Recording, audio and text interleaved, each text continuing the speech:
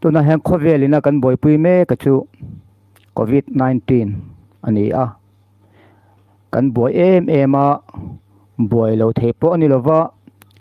adama tak tak hi omlo ti mai tur ni a vaccine la te point an ve non ti te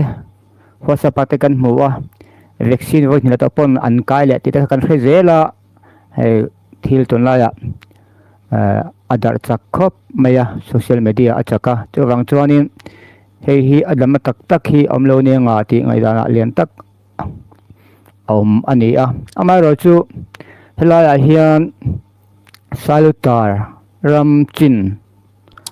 area chunga hian he COVID-19 hrekhi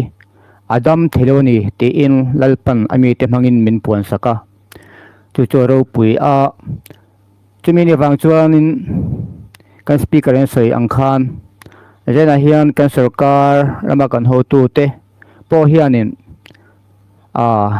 minon chin sakse o ti hi ti tina jong se thin ni a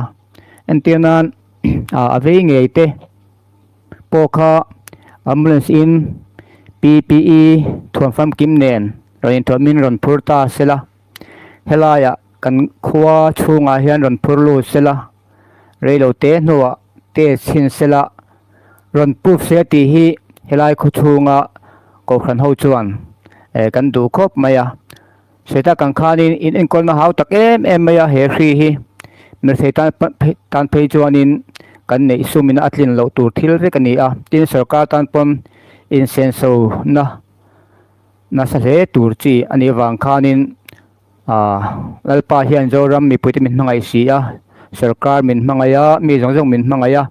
chawang chuanin he kholen a boy pui me ka hi helaya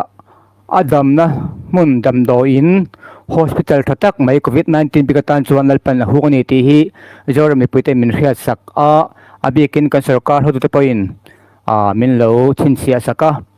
kan speaker som ngen na angkhan lalpa crusade hi